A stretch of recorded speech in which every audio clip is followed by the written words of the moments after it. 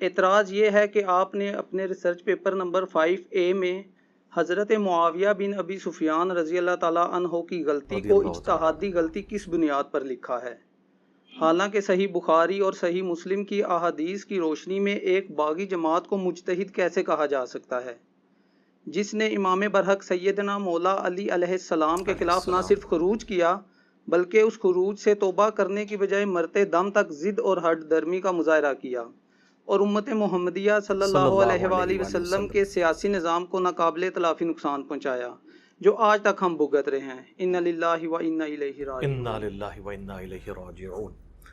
دیکھیں جی، میری تو پہلی ریکویسٹ یہ ہے کہ ریسرچ پیپر نمبر 5A میں یہ جو کچھ میں نے لکھا حضرت معاویہ بن ابی سفیان رضی اللہ تعالی عنہما کے حوالے سے، تو اسے آپ میری اجتہادی خطا سمجھ لیں، اور حقیقت حال یہ ہے کہ دعوت و تبلیغ کا کام بڑی حکمت کے ساتھ کرنا پڑتا ہے۔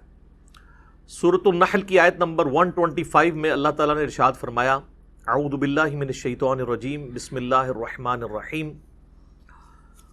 ادعو الی سبیل ربک بالحکمہ، بلاؤ اپنے رب کی طرف، اس کے راستے کی طرف حکمت کے ساتھ، والموعظۃ الحسنہ، اور اچھے واعظ کے ساتھ، وجادلہم باللتی ہی احسن، اور مجادلہ کرو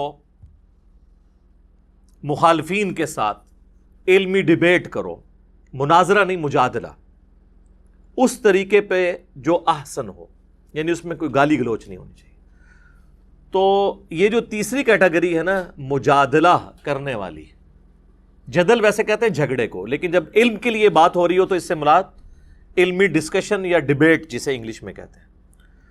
تو یہ مجادلہ کرنے کے لیے اور حکمت کے ساتھ اللہ کے راستے کی طرف بلانے کے لیے بعض اوقات کچھ چیزوں کے اوپر کمپرومائز کرنا پڑتا ہے انیشل ڈوز کے طور پہ، لیکن میں نے بڑی ایمانداری کا ثبوت دیا ہے۔ اس میں بھی آپ دیکھیں کہ اس ریسرچ پیپر نمبر 5A کے اینڈ پہ میں نے ایک جملہ لکھا ہے، نوٹ، بالکل آخر میں آخری نوٹ یہی ہے، جس کا مطلب ہے کہ یہ پہلی قسط ہے، اس کی دوسری قسط آئے گی جس میں اس کی کلیریفیکیشن موجود ہوگی۔ نوٹ، مکمل حقائق جاننے کے لیے ریسرچ پیپر نمبر 5B، واقعہ کربلا کا حقیقی پس منظر 72 صحیح الاسناد احادیث کی روشنی میں اس کا مطالعہ فرمائیں۔ تو ظاہر ہے کہ میں نے اس چیپٹر کو کلوز نہیں کیا بلکہ اس کو دوسری قسط کی طرف رکھا ہے۔ تو آپ لا الہ کے اوپر نہ رک جائیں، الا اللہ کی طرف بھی جائیں نا۔ یہ کیا دعوت کی حکمت کی وجہ سے، اور حیران کن بات ہے کہ وہ لوگ جو پہلے اس ٹاپک کو سننے کے لیے تیار نہیں ہوتے تھے، ناسبیت کا جو زہر اہل سنت کے ہاں گھولا گیا اس کی وجہ سے، وہ جب 5B پڑھ لیتے ہیں پھر ہمیں یہ مشورہ دے رہے ہوتے ہیں کہ 5A سے اجتہادی غلطی نکالیں۔ پہلے اس ٹاپک کو سننے کے لیے تیار نہیں ہوتے اور جب وہ پورے حقائق جان لیتے ہیں تو اینڈ رزلٹ یہ ہے کہ ہم اپنی دعوت پہنچانے میں کامیاب ہو جاتے ہیں۔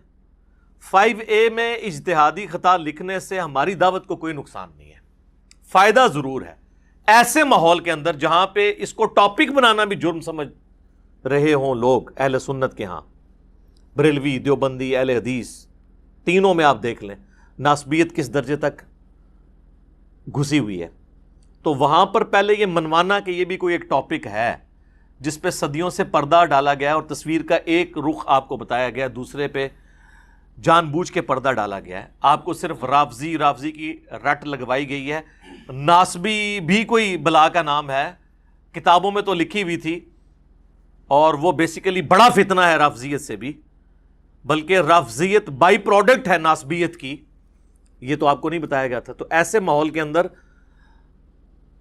اپنی دعوت کو لانچ کرنے کے لیے بعض اوقات حکمت کے ساتھ معاملات کو لے کے چلنا پڑتا ہے۔ آپ کو پتہ ہے وہ مولانا اسحاق مدنی رحمہ اللہ تعالی فیصل آباد والے، ان کے اسٹوڈنٹ ہیں کاشف بھائی، انہوں نے بھی مجھ سے بڑا گیلا شکوہ کیا اس کے اوپر، تو میں نے ان کو سمجھایا کہ کاشف بھائی آپ جس طریقے سے دعوت کو لے کے چل رہے ہیں نا، نیا بندہ کبھی بھی اس دعوت کو اس طریقے سے ایکسیپٹ نہیں کرے گا، کیونکہ بہت بڑی دراڑ آ چکی ہے سنی شیعہ۔ شیعہ اپنے غلط عقائد پہ محکم ہوئے ہیں چند ایک پازیٹیو چیزوں کی وجہ سے، جو سمجھتے ہیں یہ ہمارا پازیٹیو پوائنٹ ہے، نیگیٹو چیزوں سے وہ اپنے صرف نظر کر لیتے ہیں۔ اہل سنت بھی اپنی چند پازیٹیو چیزوں کی وجہ سے اپنے عقائد میں محکم ہوئے ہیں اور اپنی نیگیٹو چیزوں سے صرف نظر کرتے ہیں۔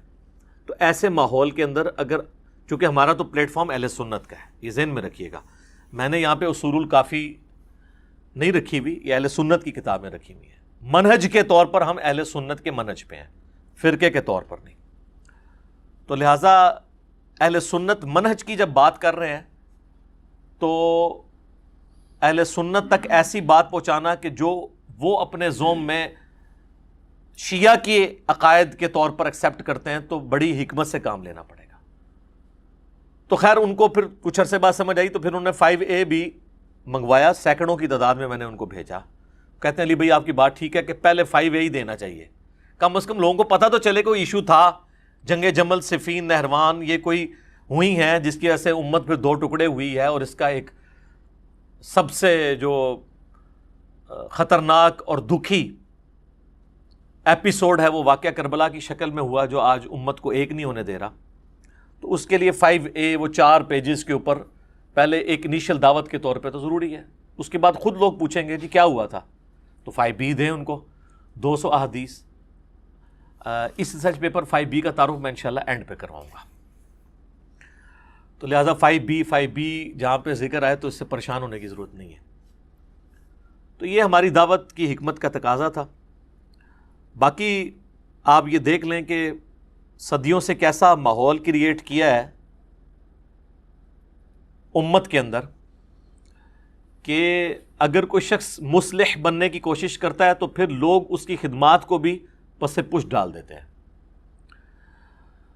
مولانا طارق جمیل صاحب حافظہ اللہ تعالیٰ کو دیوبند کے اندر ایک امام کی حیثیت حاصل ہے، اور حقیقت بات ہے کہ سارے علماء دیوبند نے مل کے دیوبندیت کی وہ خدمت نہیں کی جو ایک اکیلے بندے نے کی ہے۔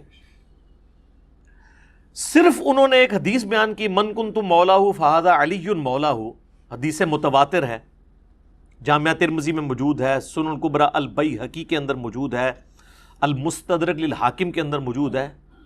یہ غدیر خم کی حدیث پہ میری ویڈیو 1 ملین سے زیادہ لوگ دیکھ چکے ہیں، آپ یوٹیوب پہ دیکھ سکتے ہیں۔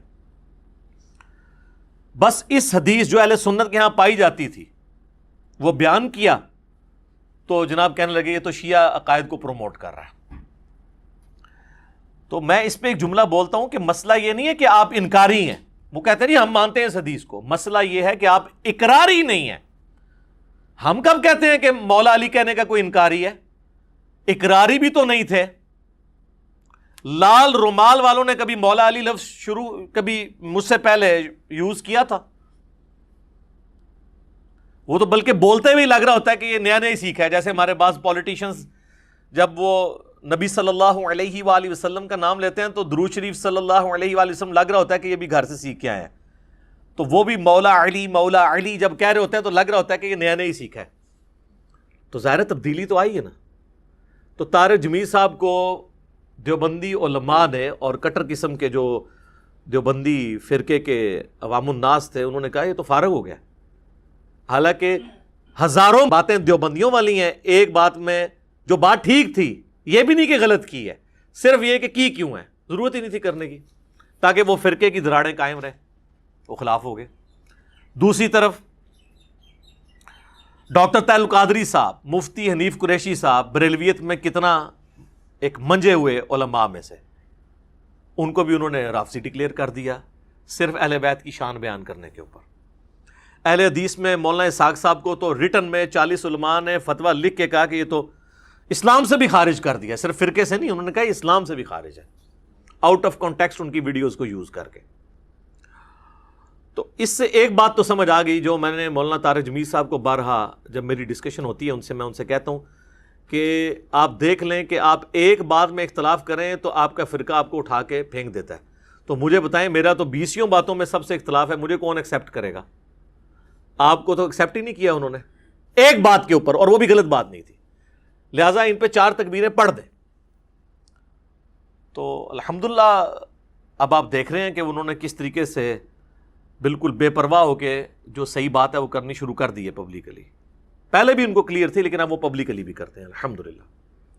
تو ایسے ماحول کے اندر دعوت لانچ کرنے کے لیے حکمت کو اڈاپٹ کرنا ضروری ہے، اور لوگوں کو یہ بتایا جائے کہ فضائل صحابہ احمد بن حنبل کی کتاب جو ہے اس میں 2 احادیث صحیح سند کے ساتھ موقوفاً مولا علی رضی اللہ تعالیٰ عنہ علیہ السلام سے ہیں کہ نبی صلی اللہ علیہ وآلہ وسلم کے ریفرنس سے ہی ظاہر ہے یہ علم الغیب والی خبر ہے کہ مولا علی کہتے ہیں کہ میری وجہ سے 2 فرقے گمراہ ہوں گے اور 2 فرقے دوزخ میں جائیں گے، ایک میری محبت میں غلوف کر کے اور ایک میری دشمنی میں غلوف کر کے، گمراہ بھی ہوں گے اور دوزخ تک بھی پہنچیں گے۔ اچھا، محبت میں گمراہ ہو کر دوزخ تک پہنچنے والا جو فرقہ ہے وہ ہمیں بچپن سے بتایا گیا جی یہ رافضی ہیں، لیکن ہمیں دوسرے فرقے کا نہیں بتایا گیا۔ وہ کہتے ہیں وہ پہلے تھا، ایک ختم ہو گیا، خارجی، اور یہ وہ، چونکہ آج وہ خود اس کا شکار ہیں تو ظاہر دوسرے کا تو نام نہیں لیں گے کہ دوسرا کون ہے۔ تو وہ تھے ناصبی، نسب کہتے ہیں کھڑا کرنے کو، جو حضرت علی کے خلاف کھڑے ہوئے، وہ قیامت تک رہیں گے۔ خوارج تو قیامت تک موجود رہیں گے، سنن نسائی میں حدیث ہے کہ خوارج قیامت تک رہیں گے، حتیٰ کہ ان کا آخری گروہ جو ہے وہ دجال کے ساتھ مل کے مسلمانوں کے خلاف ہوگا۔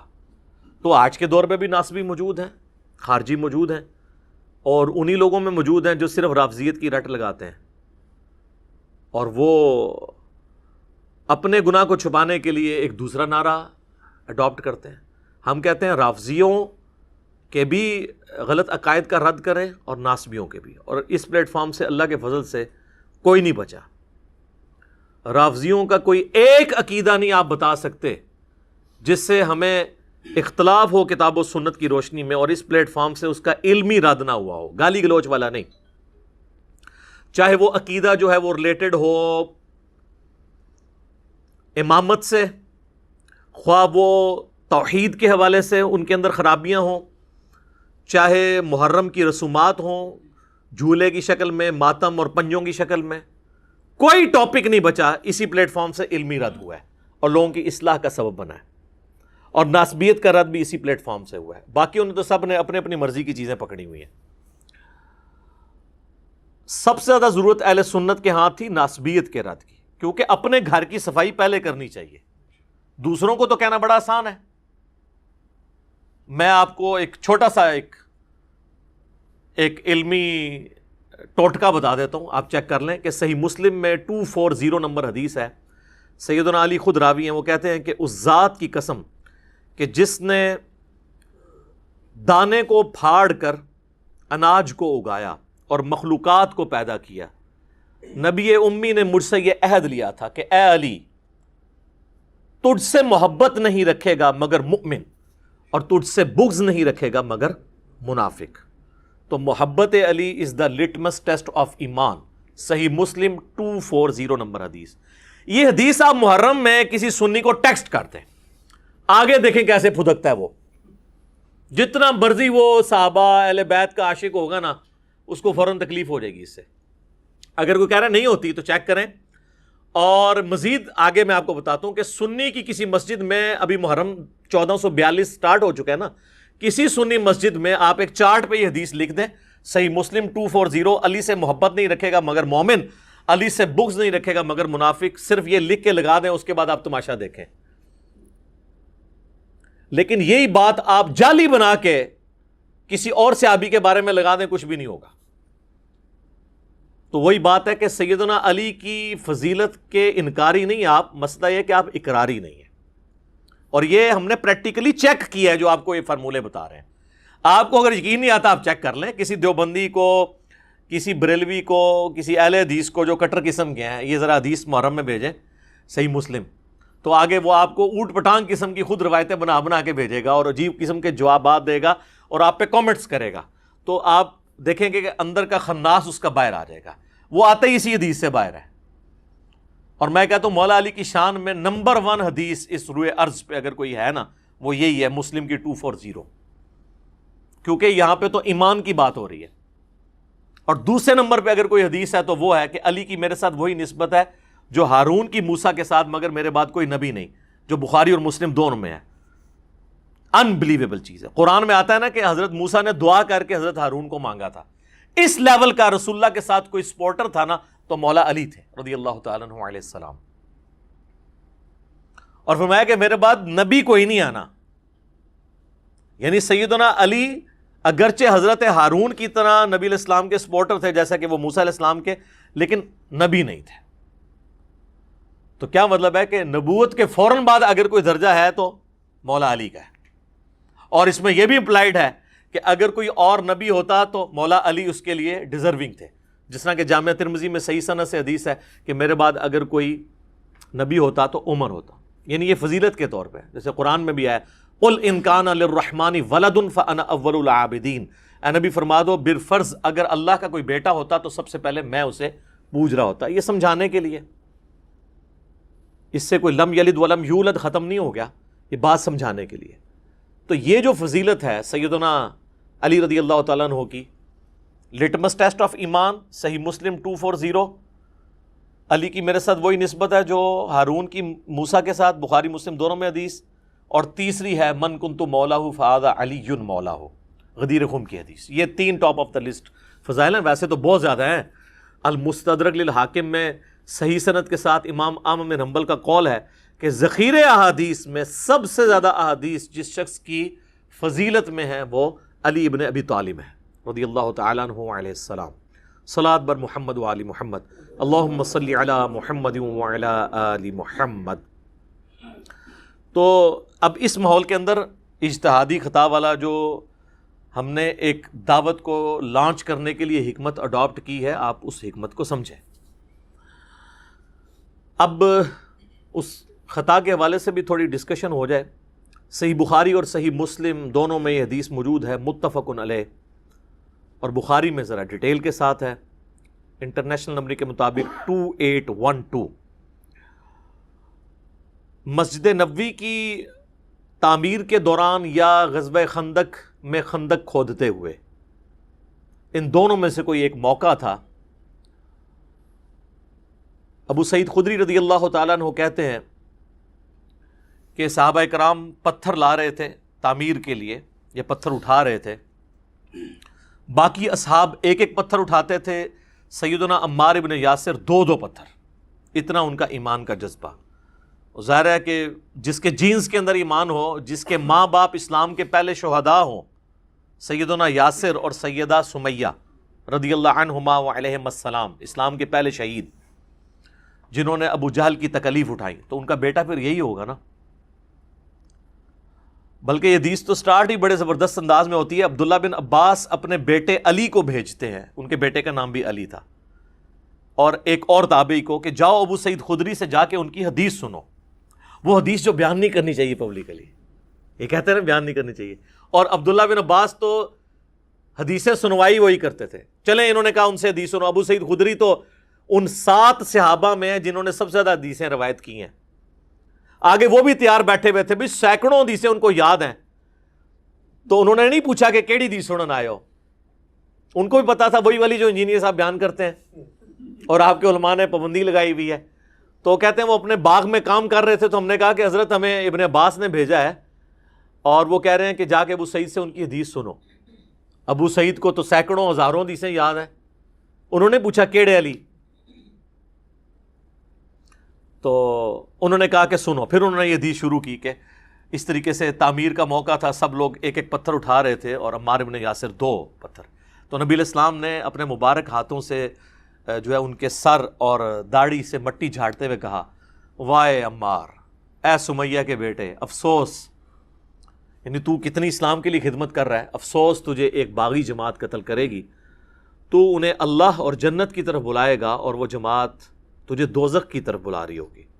اب یہ بڑے سخت الفاظ ہیں صحیح بخاری میں 2812 کہ سیدنا علی کے سپورٹر سیدنا عمار بن یاسر اور ان کی جماعت کو نبی علیہ السلام نے کہا جنت کی طرف اور اللہ کی طرف بلانے والی جماعت، اور ان کے مخالفین کو یعنی اہل صفین کو، حضرت معاویہ رضی اللہ تعالیٰ عنہ کی جماعت کو دوزخ کی طرف بلانے والی جماعت، ٹھیک ہے، اور پھر ساتھ کہا باغی، پولیٹیکل ٹرم میں بغاوت. یہ نہیں ہے کہ وہ اسلام سے باغی ہو گئے تھے، یعنی پولیٹیکلی خلیفہ برحق کے خلاف انہوں نے بغاوت کی، جس کی اطاعت واجب تھی. وَأُولِي الْأَمْرِ مِنْكُمْ کے تحت سورہ نساء کی آیت نمبر 59، اطیعوا اللہ واطیعوا الرسول وَأُولِي الْأَمْرِ مِنْكُمْ. تو یہ حدیث ہے جی. اور یہ حدیث جب پریکٹیکلی سامنے آئی جنگ صفین میں سیدنا عمار بن یاسر شہید ہوئے. حضرت معاویہ کے ایک فوجی تھے ابو الغادیہ جو اصحاب شجرہ میں سے ہیں، اور صحیح مسلم میں حدیث ہے کہ اصحاب شجرہ جو ہیں نا، جنہوں نے بیعت کی ہے اس درخت کے نیچے صلح حدیبیہ کے موقع پر، جو سورہ فتح میں بھی ذکر ہوا ہے اس کا، تو مسلم کے الفاظ ہیں اصحاب شجرہ کو دوزخ کی آگ نہیں چھوئے گی. اب یہ ابو الغادیہ یہ بھی اصحاب شجرہ میں سے تھے. مسند امام احمد بن حنبل میں ایک پورا چیپٹر ہے جس میں ان کی حدیثیں ہیں جو انہوں نے نبی علیہ السلام سے بیان کی ہیں، اور وہ حدیثیں وہی ہیں کہ عمار کو باغی جماعت قتل کرے گی اور عمار کا قاتل اور مال لوٹنے والا جہنم میں ہے. اور انہی حدیث میں ابو الغادیہ خود رویا کرتے تھے کہ مجھ سے عمار ابن یاسر کا قتل ہوا ہے. اور وہ تو بڑی دردناک حدیثیں ہیں، پھر ٹاپک دوسری طرف چلا جائے گا، وہ آپ ریسرچ پیپر میں پڑھ لیجئے گا، وہ میں اینڈ پہ بتا بھی دوں گا انشاءاللہ. تو ابو الغادیہ سے ہوا، اور اس پہ بعض لوگوں نے کوشش کی کہ جی ابو الغادیہ جو ہے وہ اتنا بڑا جرم کر کے بھی بخشے جائیں گے کیونکہ اصحاب شجرہ میں سے ہیں. تو شیخ ناصر الدین البانی، جن کو اہل حدیث تو اپنا محدث اور اس دور کا امام بخاری مانتے ہیں، باقی مکاتب فکر میں بھی اہل علم ان کی قدر کرتے ہیں، انہوں نے سلسلہ احادیث صحیحہ میں باقاعدہ بحث کی کہ یہ بہت مشکل تعویل ہے جو آپ کر رہے ہیں. اور انہوں نے کہا چونکہ نبی علیہ السلام نے اسپیسیفکلی فرما دیا ہے تو جو عام دلیل ہوتی ہے وہ خاص دلیل عام دلیل کو ختم کر دیتی ہے، عام دلیل کبھی خاص دلیل کو ختم نہیں کرتی. اور یہ اہل حدیثوں کو بات پتہ ہے، جب ہم انہیں کہتے ہیں نا وَإِذَا قُرِئَ الْقُرْآنُ فَاسْتَمِعُوا لَهُ، تو وہ کہتے ہیں یہ تو جنرل ہے، ہم اس کو ختم کرتے ہیں لا صلاۃ لمن لم یقرأ بفاتحۃ الکتاب سے. وہ کہتے ہیں وہ خاص ہے کہ جو فاتحہ نہیں پڑھتا اس کی نماز نہیں ہوتی، لہٰذا یہ جو جنرل آیت ہے اس میں یہ ایک تخصیص آ جائے گی کہ فاتحہ آپ پڑھ سکتے ہیں امام کے پیچھے بھی. ایک علیحدہ سے ایک ٹاپک ہے. یہاں پہ وہ بھول جاتے ہیں کہ جب اسپیسیفکلی آ گیا کہ عمار کا قاتل اور مال لوٹنے والا جہنم میں ہے، المستدرک الحاکم میں حدیث ہے، مسند امام احمد میں، تو وہ عام والی بشارت اس سے گئی. لیکن یہ ہمیشہ کے لیے جہنم میں نہیں، الٹیمیٹلی ہر مسلمان کو جس نے ایک دفعہ بھی کلمہ پڑھا ہے وہ جنت میں جانے میں انشاءاللہ کامیاب ہو جائے گا. باقی یہ آخرت کے معاملے ہیں، میں نے آپ کو ایک ٹیکنیکل بحثیں کی ہیں. اللہم اجرنا من النار، آمین ثم آمین. تو یہ حدیث اور اس کے بعد جب یہ سارا معاملات ہوئے تو پھر اہل سنت کے ہاں یہ چیز اسٹیبلش ہو گئی کہ حضرت علی رضی اللہ تعالیٰ عنہ کی ساری جنگیں حق پر مبنی تھیں اور مخالفین باغی تھے. البتہ اس میں اختلاف ہے کہ مخالفین کی جو بغاوت ہے وہ اجتہادی خطا کے طور پہ شمار کی جائے گی یا ہٹ درمی کے اوپر، اس میں اختلاف ہے.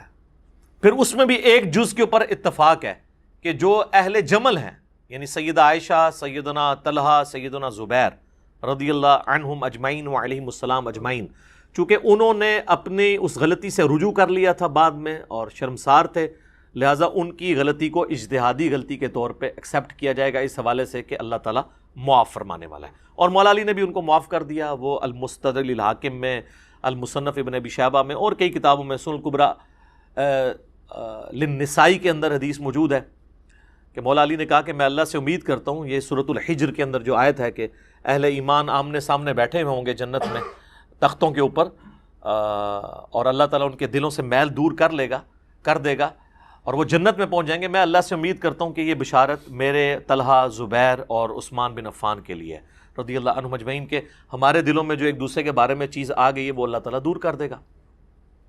لیکن جہاں تک تعلق ہے حضرت معاویہ رضی اللہ تعالیٰ عنہ کا، ان کو حضرت علی نے معاف نہیں کیا، اس لیے کہ وہ حضرت علی کی زندگی میں بھی اپنی اس خطا کے اوپر قائم رہے اور اس کے بعد 20 سال زندہ رہے اور مرتے دم تک انہوں نے رجوع نہیں کیا. اسی لیے سیدنا علی نے ان کے بارے میں ڈیفرنٹ ایٹیچیوڈ رکھا. میرے استاد ڈاکٹر اسرار صاحب رحمہ اللہ تعالیٰ نے سورۃ الحجر کی انہی آیات کی تفسیر میں بیان القرآن میں یہ کہہ دیا تھا، حضرت معاویہ کا نام بھی انہوں نے داخل کر دیا تھا. وہ حدیث کے معاملے میں تو وہ خود ہی کہتے تھے میں امی ہوں، تو پھر میرا اس پہ جواب آیا تھا کہ حضرت معاویہ کا نام نہیں انہوں نے لیا، حضرت طلحہ، زبیر اور عثمان بن عفان کا نام لیا تھا. تو ان کے بارے میں تو پھر آپ سن لیں. آج میں آپ کو انشاءاللہ تعالی 15 ریفرنسز مختصر سے وقت کے اندر کور کروں گا. اس پہ کوئی کمنٹس کرنے کی ضرورت نہیں، خود سیلف ایکسپلینیٹری ہوں گے. یہ اکثر کہتے ہیں نا ائمہ اہل سنت کا سلف کا فام بتائیں، اور سلف بھی یہ سٹارٹ کرتے ہیں بعد کے بابوں سے. بھئی پہلا سلف تو جو ہے وہ خلیفہ راشد ہے، دوسرا سلف جو ہے وہ صحابہ ہیں. بعد کے لوگوں کو چھوڑیں، آپ پہلے ان کا فارم لیں. اس پہ بھی میں گھنٹوں بول سکتا ہوں. میں نے 200 احادیث اس میں پمفلٹ میں جمع کی ہیں، اینڈ میں تعارف کرواؤں گا. بہرحال میں یہ 15 حوالے جو ہے نا تیزی کے ساتھ کور کر دیتا ہوں سلف کے فارم کے پوائنٹ آف ویو سے. پہلا فارم تو مولا علی کا ہی لے لیں آپ، چونکہ وہ امام وقت ہیں. ابو داؤد، ترمذی، ابن ماجہ میں حدیث ہے، علیکم بسنتی و سنت الخلفاء الراشدین المہدیین، تم پر میری سنت اور میرے خلفاء راشدین کی سنت لازم ہے. تو مولا علی خلیفہ راشد ہیں. ان کا فارم یہ ہے کہ المصنف ابن ابی شیبہ میں یہ حدیث موجود ہے کہ مولا علی رضی اللہ تعالیٰ عنہ قنوت نازلہ پڑھا کرتے تھے اور کہا کرتے تھے اللہم علیک بمعاویہ و اشیاءہ، اور عمر بن عاص کے بارے میں بھی اور ابا سلمی کے بارے میں بھی کہ اے اللہ معاویہ اور اس کے شیعہ کو تباہ و برباد کر، عمر بن عاص اور اس کے شیعہ کو تباہ و برباد کر، ابا سلمی اور اس کے شیعہ کو تباہ و برباد کر. اور ایک اور حدیث ہے المصنف ابن ابی شیبہ کے اندر کہ مولا علی سے جب اہل صفین کے بارے میں پوچھا گیا تو انہوں نے کہا کہ میں اللہ سے امید کرتا ہوں کہ اللہ تعالیٰ ان کو معاف کر دے گا. امید کیا تک؟ ظاہر حضرت علی نے تو فیصلہ نہیں کرنا، وہ تو اللہ نے کرنا ہے. پھر معاملہ میرے اور معاویہ کے درمیان اللہ کی عدالت میں طے پائے گا.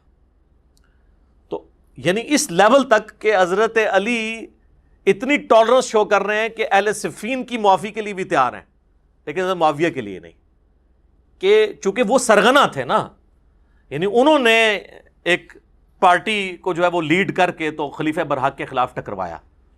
تو یہ بات بھی یعنی سمجھ آنے والی ہے. تو یہ پہلا فارم ہو گیا جی، یہ پہلا ریفرنس تھا جو اس حوالے سے ہم نے ڈسکس کیا، 2 احادیث سیدنا علی کے حوالے سے.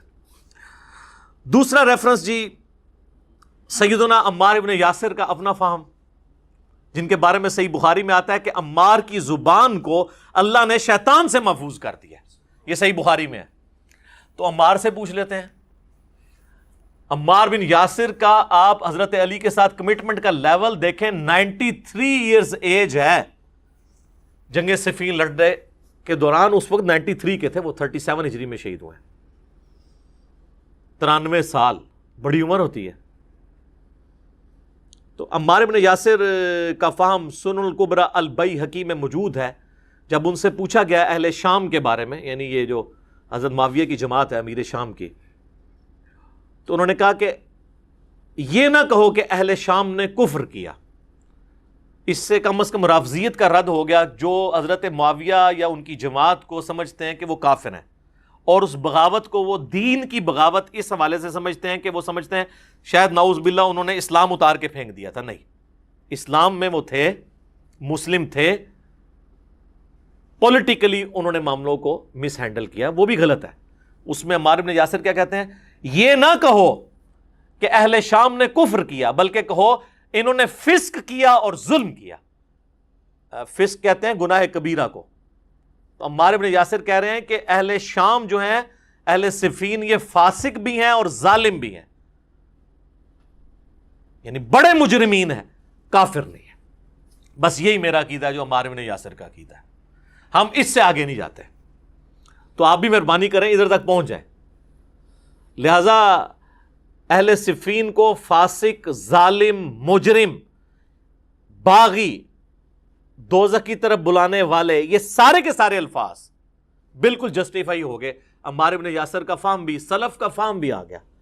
اب کوئی عمار بن یاسر کے فہم کو چھوڑ کے کوئی ریالوں والے مولوی کے فہم کو اپنا فہم مان رہا ہے تو اس کی اپنی قسمت ہے. اور یہ ریال آج کا ایشو نہیں ہے، بنو امیہ اور بنو عباس کے دور میں بھی علماء ظاہر ہے جی کوڑوں سے اور پھانسیوں سے ڈرتے تھے، سیدھی سی بات ہے۔ تو یہ دوسرا ریفرنس۔ تیسرا ریفرنس ایک تابعی کا، میں اب سٹیپ وائز آ رہا ہوں، پہلے خلیفہ راشد، پھر صحابی، حالانکہ صحابہ میں اور بھی کئی اقسام میں بیان کر سکتا ہوں لیکن میں اس کو سکپ کر رہا ہوں، آج مال نہیں، ورنہ وہ ٹاپک اور طرف چلا جائے گا، وہ پمفلٹ میں موجود ہیں سارے۔ اب آ جائیں تابعی کے اوپر۔ صحیح مسلم میں حدیث ہے 4776، ایک تابعی ہیں عبد الرحمن بن عبد رب الکعبہ۔ عبد الرحمن یعنی وہ تابعی ہیں، وہ کہتے ہیں کہ میں خانہ کعبہ شریف میں داخل ہوا، صحیح مسلم 4776، ایک کہانی شریف، تاریخ شریف نہیں سر، سب احادیث شریف چل رہا ہے۔ تو یہ مولانا شریف نہیں ہے، مسلم شریف ہے 4776۔ کہتے ہیں میں نے دیکھا کہ حضرت عبداللہ بن عمر بن عاص خانہ کعبہ کی دیوار کے ساتھ ٹیک لگائے ہوئے ہیں اور لوگوں کو احادیث بیان کر رہے ہیں، اور اس میں وہ ایک حدیث بیان کر رہے تھے کہ اپنے امیر کی اطاعت ضرور کرنی ہے جو تمہارا حکمران ہے، اور اس کے اوپر ایمفسائز کر رہے تھے۔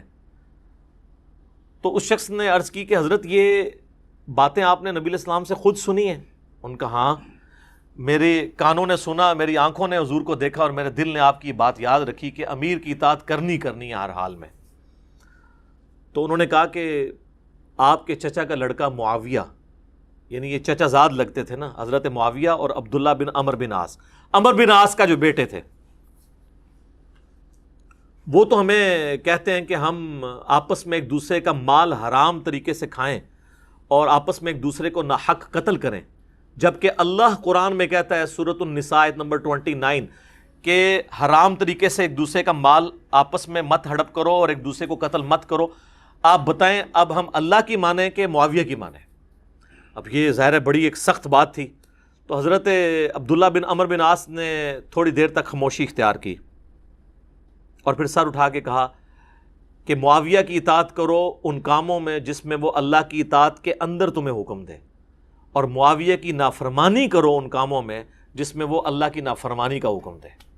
اور یہی عقیدہ مسلمان کا ہونا چاہیے۔ بخاری اور مسلم دونوں میں حدیث ہے، مولا علی کہتے ہیں نبی علیہ السلام نے فرمایا کہ مخلوق کی اطاعت صرف معروف کے اندر ہے، اللہ کی اطاعت کے اندر ہے۔ اگر وہ اللہ کی اطاعت سے باہر کی بات کریں گے پھر ان کی اطاعت نہیں کی جائے گی مخلوق کی۔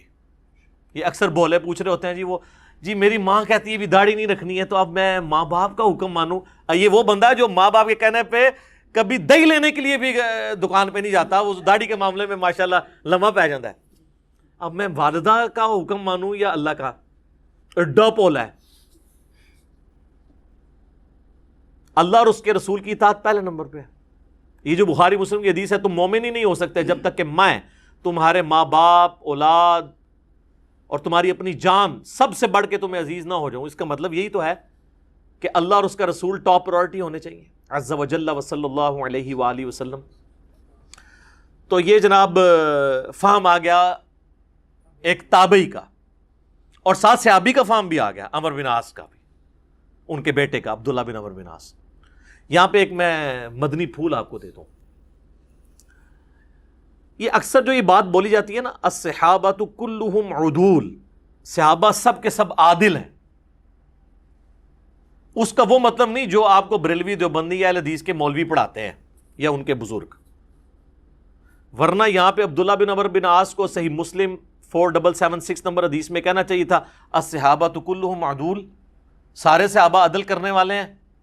تو تم یہ کہہ رہے ہو کہ یہ حرام خوری کا حکم دیتا ہے اور قتل ناحق کا حکم دیتا ہے، یہ کیسے ہو سکتا ہے؟ الصحابۃ کلہم عدول، یہ نہ کوئی آیت ہے نہ کوئی حدیث ہے، یہ ایک سلوگن کے طور پہ جملہ محدثین کے ہاں پایا جاتا ہے کہ روایت حدیث میں تمام صحابہ عادل ہیں، کیونکہ یہ چیز جان پھٹک ہو چکی ہے کہ صحابہ کرام سے مختلف قسم کی غلطیاں ضرور ہوئیں بحیثیت انسان، آپ اس کو اجتہادی خطائی کہہ لیں، لیکن رسول اللہ پہ کبھی انہوں نے جھوٹ نہیں باندھا، کیونکہ نبی علیہ السلام نے اس گناہ کی سنگینی اس قدر راسخ کی تھی ان کے اندر۔ سر بخاری مسلم میں پہلی حدیث ہی مولا علی سے یہ ہے، بخاری میں بھی، کہ میری طرف کوئی ایسی بات منسوب نہ کرنا جو میں نے نہیں فرمائی ورنہ اپنا مقام دوزخ میں دیکھ لو۔ اب یہ بات اس طریقے سے نبی علیہ السلام نے راسخ کی تھی کہ بڑے بڑے جرم بھی ہوئے لوگوں سے، لیکن حدیث کسی نے نہیں گھڑی صحابہ کرام سے. اسی لیے کہا جاتا ہے الصحابہ کلہم عدول، روایت حدیث میں سارے صحابہ عدول ہیں. کوئی نہیں بتا سکتا کہ حضرت معاویہ نے کوئی حدیث گھڑی ہو اپنی شان میں یا حضرت علی کو نیچا کرنے کے لیے، نہیں، ناٹ ایٹ آل. تو اس کا یہ معنی ہے. اور اس کو سپورٹو میں آپ کو ایک کال بھی بتا دیتا ہوں. سنن نبی داؤد میں انٹرنیشنل نمبر کے مطابق 4129 نمبر حدیث ہے. محمد بن سیرین تابعی المتوفا 110 ہجری یہ حدیث حضرت معاویہ سے روایت کرتے ہیں اور ساتھ فرماتے ہیں وَكَانَ مُعَاوِيَةُ لَا يُتَّهَمُ فِي حدیث، اور معاویہ حدیث کے معاملے میں متہم نہیں تھے، ان پر کوئی تہمت نہیں کہ انہوں نے حدیث گھڑی ہو. یہ بات ان کو کہنے کی ضرورت کیوں پڑی؟ حضرت ابوبکر، عمر، عثمان رضی اللہ عنہم اجمعین وعلیہم السلام اجمعین، اور مولا علی کو بھی بیچ میں شامل کر لیں، ان سے حدیثیں روایت کرتے ہوئے تو کبھی نہیں تابعی کہتا کہ روایت حدیث میں وہ کبھی جھوٹ نہیں بولا کرتے تھے، ان پہ کوئی تہمت نہیں ہے. مسئلہ یہ کہ حضرت معاویہ کی زندگی میں ایسے کئی ایک اعمال ہیں جو آپ سن چکے کچھ احادیث کی شکل میں، کچھ آپ پمفلٹ میں پڑھیں گے کہ اس کے بعد کسی کو شائبہ ہو سکتا تھا کہ اگر یار اس بندے کا کریکٹر ایسا ہے تو اس سے پھر حضور کی حدیثیں کیوں لی جا رہی ہیں. تو انہیں کلیئر کیا کہ وَكَانَ مُعَاوِيَةُ، جہاں تک معاویہ کا تعلق ہے، لا يُتَّهَمُ فی حدیث، حدیث قبول کرنے میں کوئی تہمت نہیں. الصحابۃ کلہم عدول کا مطلب یہ ہے جو رٹ لگائی ہوتی ہے جناب دیوبندیوں نے بھی جگہ جگہ صحابۃ کلہم عدول. عام بندہ سمجھتا ہے کہ قرآن آئے تو حدیث پڑھ رہے ہیں. یہ ایک جملہ ہے، ایک سلوگن ہے، اور وہ بھی صحیح معنی نہیں اس کا بیان کرتے کہ عدول کا مطلب کیا ہے. وہ ابن سیرین کا میں نے حدیث کی کتاب ابوداؤد سے بیان کر دیا. تو یہ جناب 3 ریفرنسز ہو گئے، خلیفہ راشد کا، اس کے بعد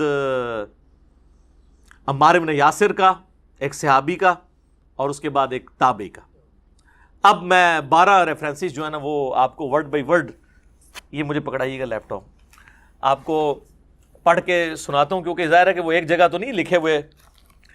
میں نے بہرحال اس کے اوپر ورکنگ کی ہوئی ہے، اللہ کا شکر ہے. اب یہ جے پی جی میں بھی لگ جائیں گے تو پھر لوگوں کو ادھر ادھر بھاگنا بھی نہیں پڑے گا، آسانی رہے گی انشاءاللہ تعالی. ہاں جی 3 ہو گئے نا جی. آج جی چوتھا ریفرنس، علی ابن الجعد المتوفا 230 ہجری، احمد بن حنبل اور امام بخاری کے استاد ہیں. ان کی حدیث کی کتاب بھی ہے مسند علی ابن الجعد. علی ابن الجعد، ایسے ابن الجود بھی پڑھتے ہیں، یہ جود لفظ غلط ہے، یہ زبر کے ساتھ ہے. بہرحال اردو میں چل جاتا ہے، مولویوں کا زیادہ ایزا ہوتا ہے، میں ویسے آپ کو کلیریفائی کر رہا ہوں، کوئی فرق نہیں پڑتا، آپ جود پڑھ لیں میرے شکل سے. عربی میں جعد لفظ ہے.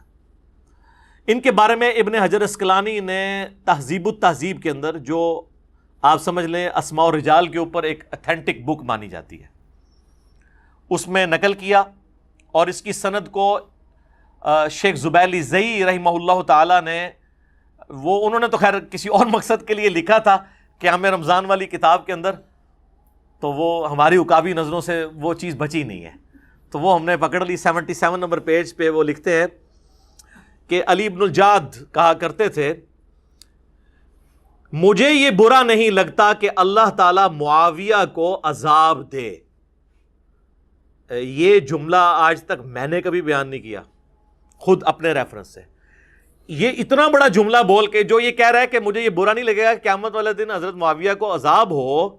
یہ اہل سنت کا امام ہے، احمد بن حنبل کا استاد ہے، امام بخاری کا استاد ہے، اس کی حدیث کی کتاب مانی جاتی ہے. شیخ زبیر صاحب نے بھی اس میں لکھا ہے کہ ہم اسے سیکھے ہی مانتے ہیں. اس کو کیوں نہیں رافضی کہتے یا نیم رافضی کہہ دے؟ نہیں، وہ بڑا ہے. تو ہم تو سلف کا فہم عوام کے سامنے بیان کریں. یہ آپ کے سلف ان کے بارے میں لکھ کے گئے ہیں جن کا آپ جھوٹا دفاع کرتے ہیں. یہ اذانیں شروع ہو چکی ہیں، بقیہ کے ریفرنسز انشاءاللہ اذان کے وقفے کے بعد انشاءاللہ. ہاں جی جناب، اب آ جائیں جی 5th ریفرنس کی طرف، اور وہ ہیں حنفیوں کے بڑے امام، امام بدر الدین عینی المتوفہ 855 ہجری، جنہوں نے صحیح بخاری کی شرح لکھی ہے عمدۃ القاری. ایک شوافے کی ہے شرح جو ابن حجر اسقلانی المتوفہ 852 ہجری نے لکھی، فتح الباری، اس کے مقابلے پہ یہ عمدۃ القاری. ایک ہی زمانے میں دونوں بزرگ ہوئے ہیں. تو انہوں نے صحیح بخاری میں جو حدیث ہے نا 7083 کہ اگر ایک مسلمان دوسرے مسلمان کے خلاف تلوار اٹھا لے، اس کی شرح کرتے ہوئے عمدۃ القاری میں لکھتے ہیں، ورڈ بائی ورڈ میں آپ کو پڑھ کے سناتا ہوں. وہ کہتے ہیں کہ امام کرمانی رحمہ اللہ نے کہا کہ سیدنا علی اور حضرت معاویہ دونوں ہی مجتہد تھے. زیادہ سے زیادہ یہ ہے کہ حضرت معاویہ کو اجتہاد میں خطا لاحق ہو گئی، ان کو 1 اجر ملے گا، جبکہ سیدنا علی کو 2 اجر ملیں گے. تو اس دعوے کے اوپر وہ کمنٹس کرتے ہیں امام بدر الدین عینی. وہ کہتے ہیں میں کہتا ہوں کہ حضرت معاویہ کی خطا کو اجتہادی خطا کیسے کہہ دیا جائے اور ان کے اجتہاد پر کیا دلیل ہے، حالانکہ ان کو یہ حدیث مل چکی تھی جو بخاری مسلم کی حدیث میں نے پہلے بیان کی، جس میں رسول اللہ نے فرمایا تھا صلی اللہ علیہ وآلہ وسلم، افسوس ابن سمیہ کو ایک باغی جماعت قتل کرے گی، اور ابن سمیہ عمار ابن یاسر ہیں، اور ان کو حضرت معاویہ کے گروہ نے جنگ صفین میں قتل کیا. کیا حضرت معاویہ اس پر راضی نہیں کہ ان کو برابر چھوڑ دیا جائے، چہ جائے کہ ان کو 1 اجر بھی ملے؟ یہ بات ٹیکنیکلی درست ہے. دیکھیں وہ جو حدیث ہے نا بخاری اور مسلم کی، اس میں الفاظ ہیں کہ اگر کوئی حاکم اجتہاد کرے، حاکم، تو اپنے صحیح اجتہاد کے اوپر اللہ تعالیٰ اسے 2 اجر عطا فرمائے گا، اور اگر اس نے غلط اجتہاد کیا تو 1 اجر. مخالفین تو ہوتے ہی باغی ہیں، انہوں نے اجتہاد کرنا ہی نہیں، وہ اجتہاد کے تو اہل ہی نہیں ہوتے. یعنی سیدنا علی اگر جنگ جمل، صفین اور نہروان غلط بھی لڑتے نا، تب بھی 1 اجر ملتا ان کو. اب تو خیر الحمدللہ ان کی تینوں جنگیں درست ہیں، میرے ریسرچ پیپر کے اوپر سپورٹی بخاری مسلم کی کئی احادیث ہے، تو ان کے لیے ڈبل اجر ہے. مخالفین مجتہد نہیں ہے. 6 ریفرنس ابن حجر اسقلانی المتوفہ 852 ہجری، جو ان کے ہی زمانے کے ہیں، فتح الباری میں صحیح بخاری کی ایک حدیث ہے 3766 حضرت معاویہ کے بارے میں، جس پہ امام بخاری نے باب باندھا ہے، باب ذکر معاویہ، امام بخاری نے.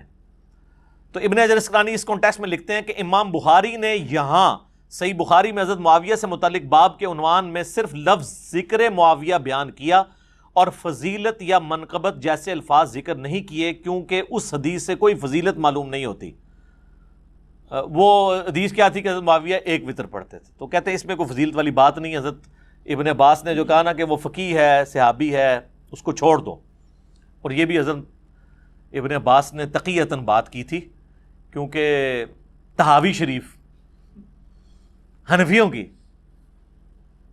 شرح مانی الآثار، اس میں باقاعدہ امام طحاوی نے اس کانٹیکسٹ میں ایک اور روایت لی ہے، جس میں ابن عباس کو جب بتایا جاتا ہے نا کہ وہ 1 وتر پڑھتے ہیں حضرت معاویہ، تو کہتے ہیں اس گدھے نے یہ کہاں سے طریقہ نکال لیا، چھڑا 1 وتر والا. تو امام طحاوی اس کو سپورٹ میں لے کے آئے حنفیوں کی کہ ہم 3 وتر کے قائل ہیں. لہٰذا امام طحاوی نے مراد یہ ہے کہ اس حدیث کی تصحیح کر دی. لوگ کہتے ہیں امام طحاوی نے ساتھ نہیں لکھا کہ صحیح ہے غلط ہے. وہ ثبوت کے طور پہ جب کوئی بات پیش کی جاتی ہے تو صحیح ہونے کے ساتھ ہی پیش کی جاتی ہے. تو یہ میں نے آپ کو ساتھ ساتھ تھوڑا سا بریف بھی کر دیا.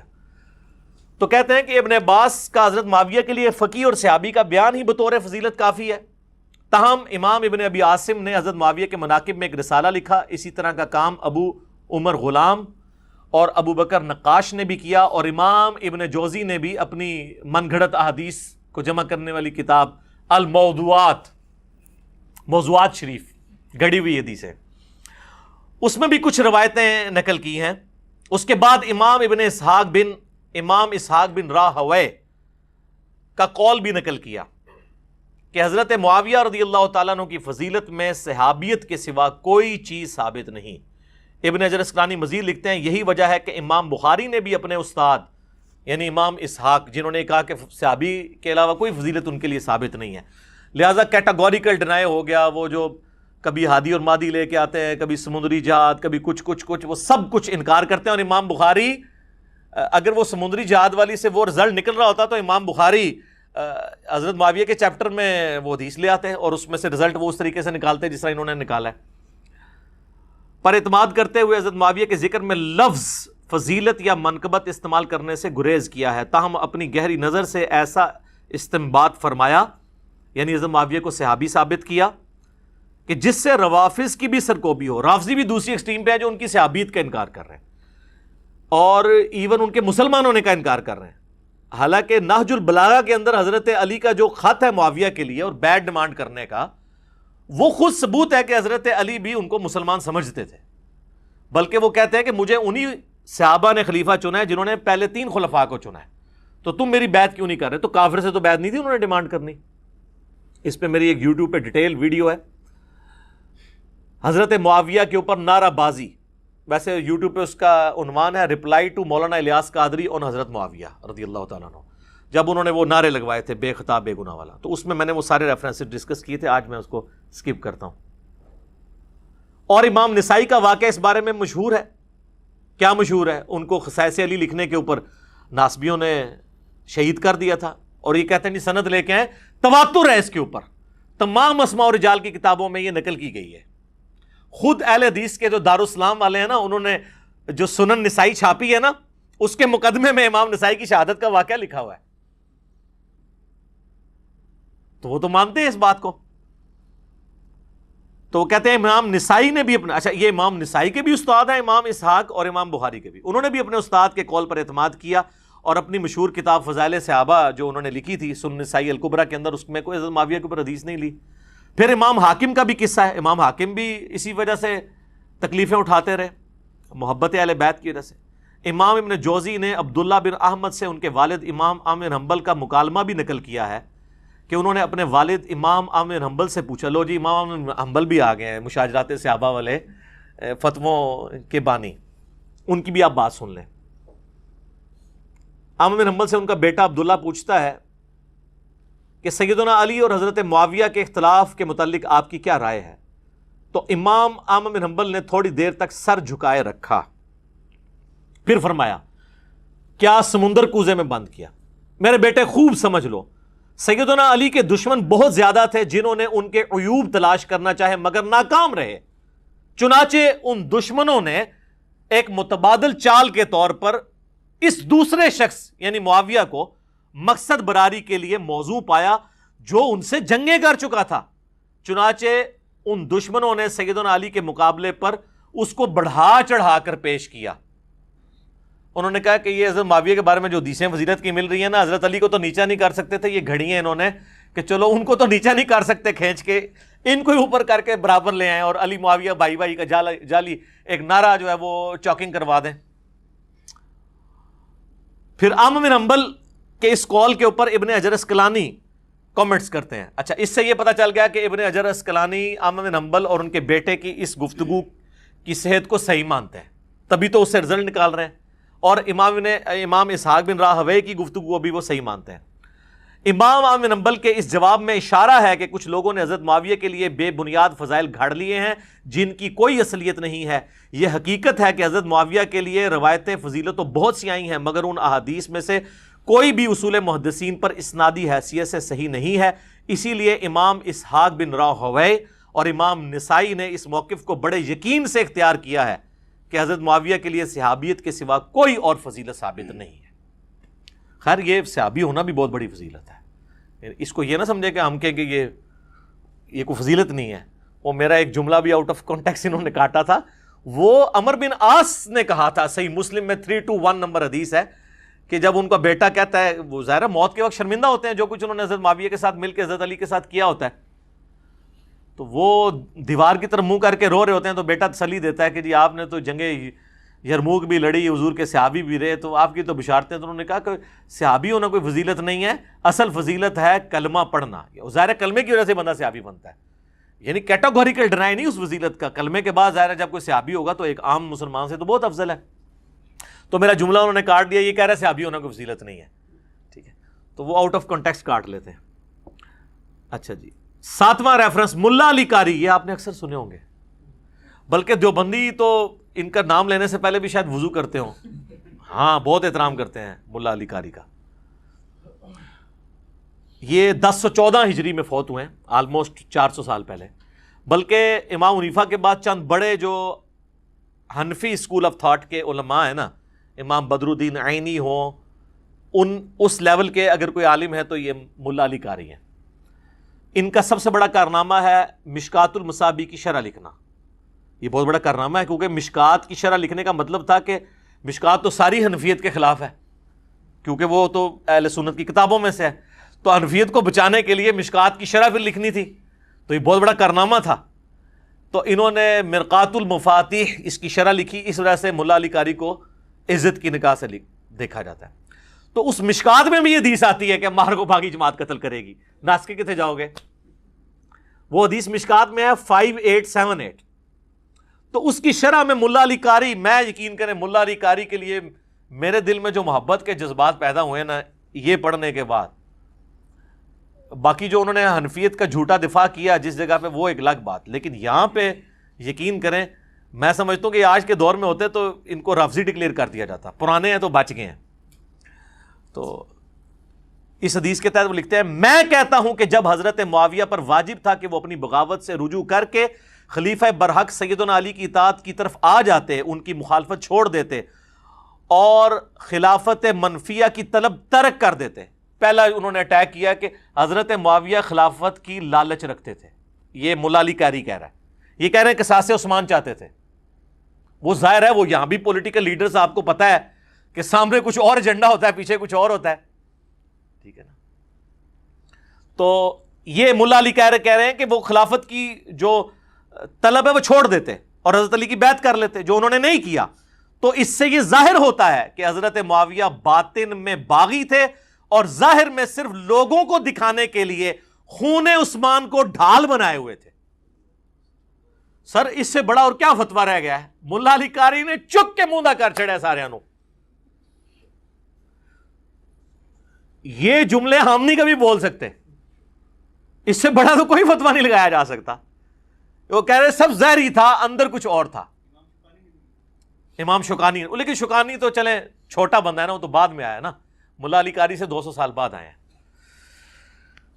چنانچہ یہ حدیث جو بخاری اور مسلم دونوں میں موجود ہے کہ سیدنا عمار کو ایک باغی جماعت قتل کرے گی، ان کی پوشیدہ چیز کو ظاہر کرنے والی ہے اور ان کی بغاوت کو روکنے والی ہے.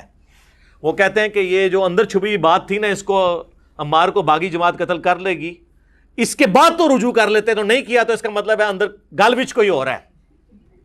اور یہ کہہ رہے ہیں چلو پہلے تو پلیکھا لگ گیا، بعد ہی جدو عمار قتل بھی ہو گیا ان تے پلیکھا ختم تھی، تو کہتے ہیں نہیں گل وچ کوئی اور ہے. تاہم کتاب تقدیر میں اسی طرح لکھا ہوا تھا جیسا ہو گیا. حضرت معاویہ کے عمل اور رویہ کی وجہ سے قرآن اور حدیث دونوں مہجور اور متروک ہو گئے. انہوں نے کہا قرآن کو بھی انہوں نے پس پش ڈال دیا. یہ مہجور وہی لفظ ہے، وقال الرسول یا رب ان قوم اتخذوا هذا القرآن مہجورا، سورۃ الفرقان آیت نمبر 30. رسول اللہ شکایت کریں گے کہ میری قوم نے قرآن کو پیٹھ کے پیچھے ڈال دیا تھا. تو ملا علی قاری کہتے ہیں کہ حضرت معاویہ کے رویے نے قرآن اور احادیث کو پیٹھ کے پیچھے ڈال دیا اور متروک کر دیا، یعنی اس کو ترک کر دیا.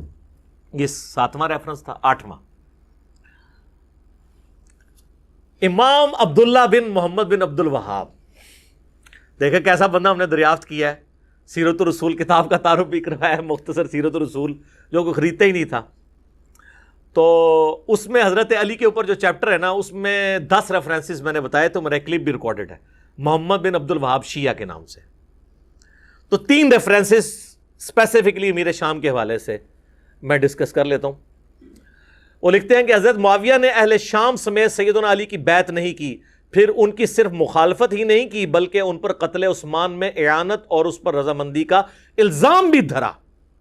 وہ کہتے ہیں حضرت علی کے اوپر الزام دھرا کہ عثمان کو اس نے مروایا. کس نے؟ امیر شام نے کہا. مگر اللہ نے سیدنا علی کو اس الزام سے بچا لیا. پھر آگے جا کے لکھتے ہیں کہ سیدنا عمار کی شہادت کے بعد حضرت عمرو بن عاص نے لڑائی ترک کر دی اور بہت سے لوگوں نے بھی ان کی پیروی کی. حضرت معاویہ نے ان سے پوچھا تم نے لڑائی کیوں ترک کر دی ہے؟ انہوں نے کہا ہم نے عمار کو قتل کر دیا ہے. یہ حدیث مسند احمد میں موجود ہے، میرے ریسرچ پیپر میں بھی ہے.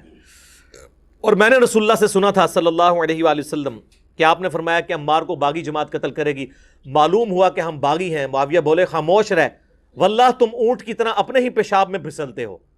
کیا ہم نے ان کو قتل کیا ہے؟ ان کو تو علی ان کے ساتھیوں نے قتل کیا ہے جنہوں نے ان کو لا کے ہمارے درمیان پھینک دیا. ہم تو اپنے بچاؤ کے لیے لڑ رہے تھے جس میں وہ قتل ہو گئے. یعنی ان کا یہ تو مجبوراً تھا ان کو. استغفر اللہ. سیدنا علی کو اس کی خبر ہوئی تو حضرت علی نے آگے سے پھکی دی الزامی جواب.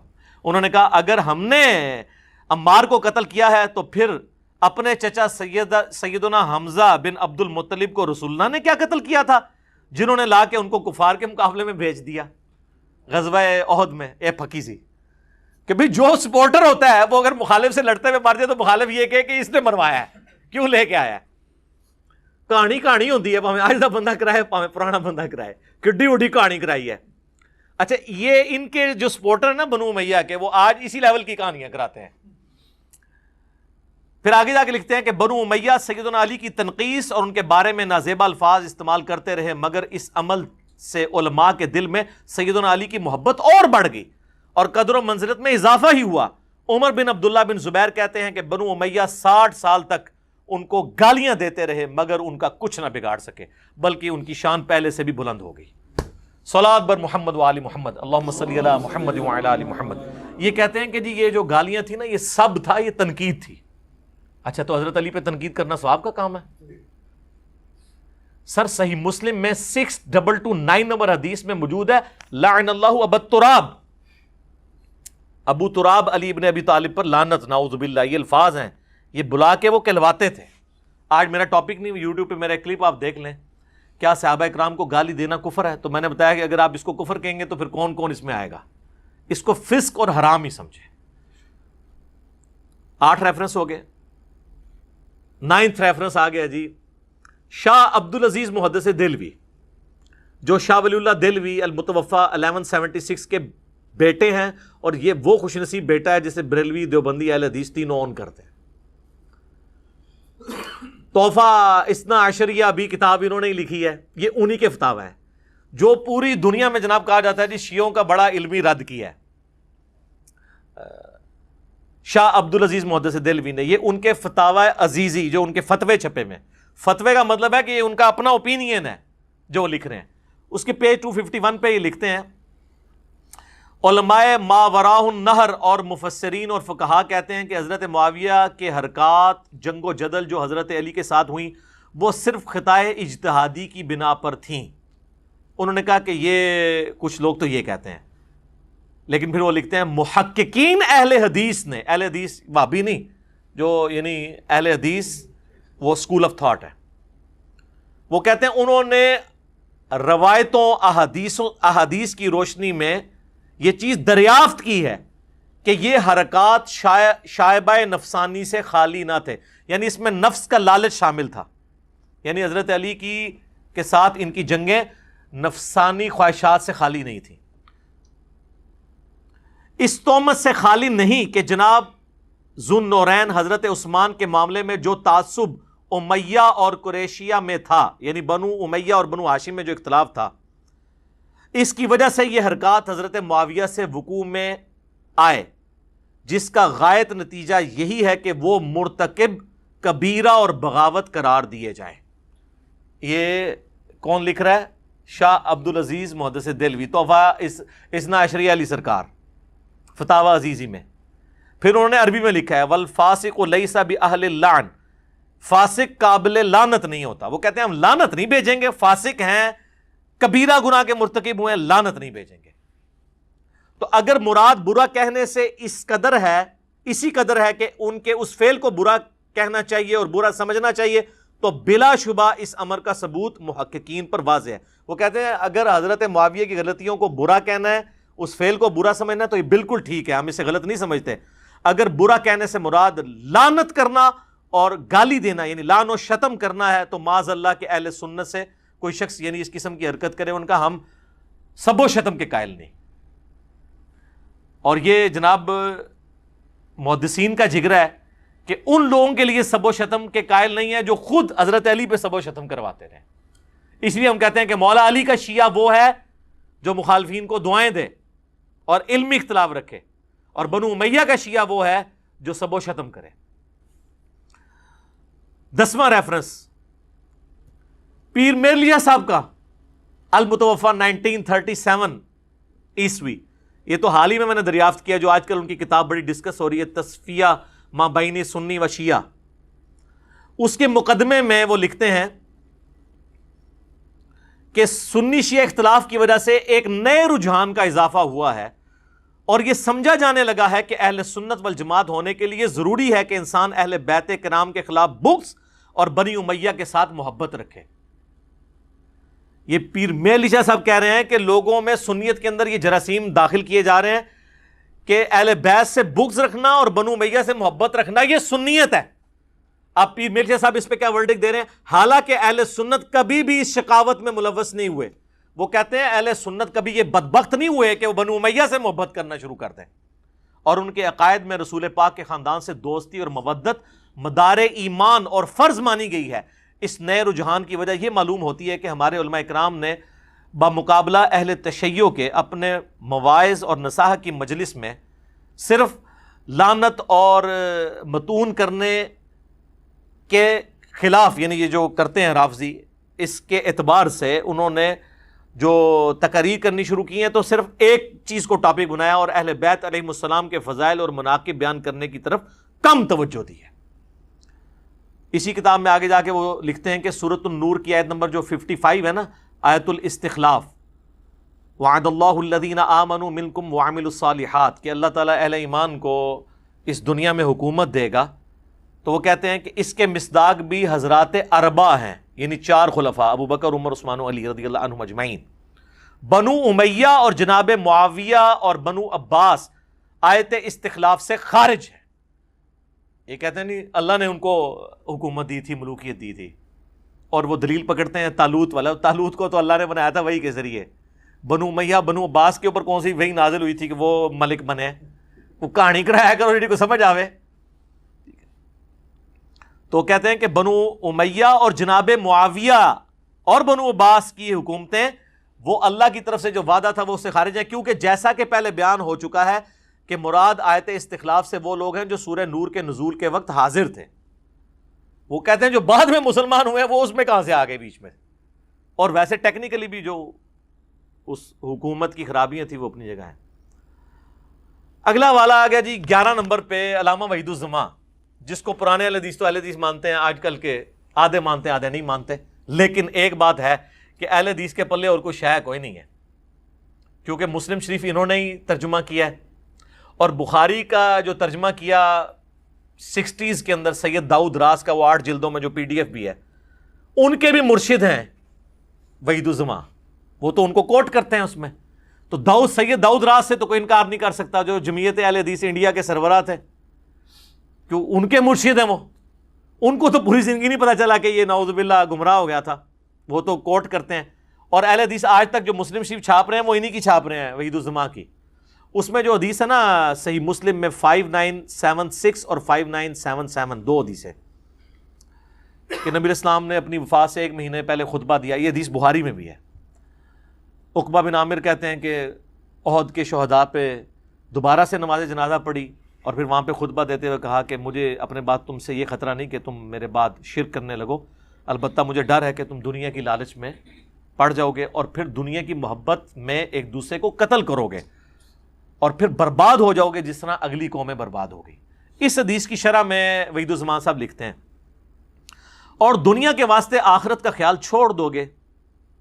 مسلمانوں نے حضرت کے چند روز بعد ایسے کام شروع کیے اور آپس میں پھوٹ کی بنا ڈالی. معاویہ حضرت علی مرتضیٰ سے لڑے اور یزید نے خاندان نبوت کو تباہ کیا.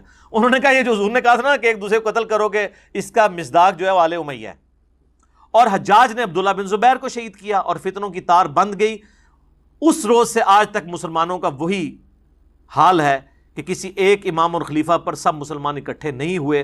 آخر کافر موقع پا کر ان پر غالب ہوئے اور ان کی قوت خاک میں مل گئی. دوسرا ریفرنس وہ لے کے حضرت ابو سفیان کی فضیلت پہ جو حدیث صحیح مسلم میں ہے 6409 اس کے کانٹیکسٹ میں، جس میں حضرت ابو سفیان نے آ کے کہا کہ بھی مسلمان مجھے صحیح نظر سے نہیں دیکھتے، میں پوری زندگی اسلام کا مخالف رہا ہوں، تو آپ نا میرے بیٹے معاویہ کو اپنا منشی رکھ لیں، تو اس کی وجہ سے تالیف قلب ہو جائے گی، لوگ بھی میری عزت کریں گے. تو حضرت معاویہ کو انہوں نے وہاں پہ یعنی کاتب کے طور پر بھرتی کروایا. وہ جو کاتب وحی والا لے کے چلتے ہیں. کاتب وحی والی روایت بھی موجود ہے دلائل النبوہ کے اندر. تو ان سے کبھی پوچھا آپ نے کہ دلائل النبوہ میں کیا کر رہی ہے کاتب وحی والی روایت؟ وَكَانَ مُعَاوِيَةُ یکتب، ہاں پیٹ نہ بھرے، اور اس میں آگے راوی لکھتا ہے کہ پھر پوری زندگی پیٹ نہیں بھرا، حضور کی نبوت کی خبر پوری ہوئی. یہ بتانے کے لیے وہ لکھ رہے ہیں. یہ بس وَكَانَ يَكْتُبُ الْوَحْيَ آدھا ٹکڑا اٹھاتے ہیں، آگے نہیں پڑھتے. وہ مسلم شریف میں حدیث ہے نا کہ خدا اس کا پیٹ نہ بھرے، امیر شام کے بارے میں. تو وہ دلائل النبوہ میں امام بیہقی نے ثابت کیا کہ حضور کی یہ تو کہتے ہیں نا دعا تھی. امام بیہقی نے ثابت کیا ہے یہ بدوا تھی اور لگ گئی، پوری زندگی پیٹ نہیں بھرا. تو وہاں سے اٹھاتے ہیں. خیر یہ علیحدہ سے ٹاپک ہے. میرا یوٹیوب پہ کلپ 1 ملین سے زیادہ لوگ دیکھ چکے ہیں. حضرت معاویہ کاتب وحی، وہ آپ دیکھ لیں. وہ کہتے ہیں کہ یہ حضرت معاویہ کو جو بھرتی کر لیا، یہ آپ کا حسن خلق تھا اور مصلحت بھی تھی، کیونکہ ابو سفیان کافروں کا سردار تھا، اس کی تالیف قلب بھی ضروری تھی. ہر چند ابو سفیان کا اسلام پہل جان کے ڈر سے تھا، مگر بعد میں شاید پختہ ہو گیا ہو، اور جب آدمی اسلام لایا تو اس کے قصور کفر کے وقت کے سب معاف ہو جاتے ہیں. اور آپ نے وحشی قاتل حمزہ کا اسلام بھی تو قبول کیا تھا. اس پر بھی ابو سفیان کا خاندان نبوی کا ہمیشہ دشمن رہا. ابو سفیان عمر بھر حضرت صلی اللہ علیہ وآلہ وسلم سے لڑتا رہا اور 100 مسلمانوں کو اس نے شہید کیا. اس کے بیٹے معاویہ بن ابی سفیان نے جناب امیر المومنین خلیفہ برحق علی مرتضیٰ شیر خدا کا مقابلہ کیا اور جنگ صفین میں ہزاروں مسلمانوں کا خون کیا. اور ان کے بیٹے یزید نے تو ستم ڈھایا، سیدنا حسن کو زہر دلوایا اور سیدنا حسین کو ایسے ظلم سے شہید کرایا جس کے حال لکھنے سے قلم کانپتا ہے. پھر یزید کے بعد اس کے سارے خلفاء بنو امیہ سوائے عمر بن عبدالعزیز کے خاندان نبوی کے دشمن رہے اور ہمیشہ درپے ایذا رہے، اور دنیا ادنا کے واسطے اپنی آخرت کو تباہ کرتے رہے. لا حول ولا قوت الا باللہ، یہ لکھا ہے انہوں نے. پوری بنو امیہ پڑ کے رکھ دیتی ہے کہ یزید کا دادا رسول اللہ سے لڑتا رہا، یہ کہہ رہے ہیں وحید الزمان، اور ان کے والد حضرت علی سے لڑتے رہے اور وہ خود سیدنا حسین سے. میرے خیال ہے اس کے بعد تو کسی چیز کی ضرورت ہی نہیں ہے. 12 نمبر ریفرنس ہے جی سید داؤد راز، جن کی بخاری کی شرح ہے. بخاری میں ایک حدیث ہے 4359، لمبی حدیث ہے. اس کے آخر میں ایک ذو امر، ایک شخص تھا جس کے پاس الہامی کتابوں کا علم تھا، اور رسول اللہ کی تازہ ابھی ڈیتھ ہوئی تھی. حضرت ابوبکر صدیق کو خلیفہ چنا گیا، اور جب اس کو خبر ملی تو اس نے صحابہ کرام سے کہا، اور صحابی کون تھے؟ عبداللہ بن جریر بجلی. یہ بجلی اردو میں لکھا ہوتا ہے، لوگ بجلی پڑھ رہتے ہیں، بجلی نہیں ہے، بجلی. ان کو وہ شخص ملا تو اس نے اسی حدیث میں الفاظ ہیں بخاری 4359، جب تک تمہارا طرز عمل یہ ہوگا کہ جب تمہارا کوئی امیر وفات پا جائے تو تم اپنا کوئی دوسرا امیر منتخب کر لیا کرو گے تو اس وقت تک خیر و بھلائی کے ساتھ رہو گے، لیکن جب امارت کے لیے تلوار تک بات پہنچ گئی تو تمہارے امیر بادشاہ بن جائیں گے اور بادشاہوں کی طرح غصہ ہوا کریں گے اور انہی کی طرح خوش ہوا کریں گے. یعنی وہ کہتے ہیں کہ یہ ملوکیت تمہارے اندر آنی ہے اور ملوکیت والا ہی معاملہ ہوگا. کانوا ملوکن یغضبون غضب الملوک ویرضون رضا الملوک، وہ بادشاہوں کی طرح ناراض ہوا کریں گے. بادشاہ تو ماں بدولت جس بات پہ ناراض ہو جائے، قرآن حدیث سے کیا لینا دینا بادشاہوں کا، ان کے تو اپنے موڈ کی بات ہے. اس کی شرح میں لکھتے ہیں داؤد راز خود، وہ کہتے ہیں ذو امر کی آخری نصیحت جو یہاں پر حدیث میں آئی ہے وہ بالکل ٹھیک ثابت ہوئی. خلفائے راشدین کے زمانے تک خلافت مسلمانوں کے مشورے اور صلاح سے ہوتی رہی. اس دور کے بعد کسرا اور کیسر کی طرح لوگ طاقت کے بل پر بادشاہ بننے لگے اور مسلمانوں کا شرازہ منتشر ہو گیا. حضرت امیر معاویہ رضی اللہ تعالیٰ عنہ نے جب خلافت یزید کا اعلان کیا تو کئی بصیرت مسلمانوں نے صاف یہ کہہ دیا تھا کہ آپ سنت رسول کو چھوڑ رہے ہیں اور آپ کسرا اور کیسر کی سنت کو زندہ کر رہے ہیں. یہ ہے سر بخاری میں عبد الرحمن بن ابی بکر والی جو حدیث ہے 4827، وہ پھر میرا اس پہ ٹائم لگ جائے گا. جب مروان کہہ رہا تھا کہ اللہ تعالیٰ نے امیر المومنین معاویہ کو یہ بات سجائی ہے، وہ امت کے وسیع تر مفاد میں اپنے بیٹے کو اپنے بعد خلیفہ بنانا چاہتے ہیں، تو ادھر بھی عبد الرحمن بن ابی بکر والا موجود ہے، وہ آج ٹاپک نہیں ہے، میں اس کو سکپ کرتا ہوں۔ پمفلٹ میں سب کچھ ہے، پریشان نہیں ہونا۔ بہرحال اسلامی خلافت کی بنیاد امرہم شورا بینہم کے تحت ہے، یعنی آپس کا کام مشورے سے، جس کو ترقی دے کر آج کی جمہوریت لائی گئی ہے۔ اگرچہ اس میں بہت سی خرابیاں ہیں، تاہم شورا کی ایک ادنا جھلک تو ہے۔ یہ دیکھ لیں، یہ اہل حدیث کا بھی وہی موقف ہے ان کے عالم کا۔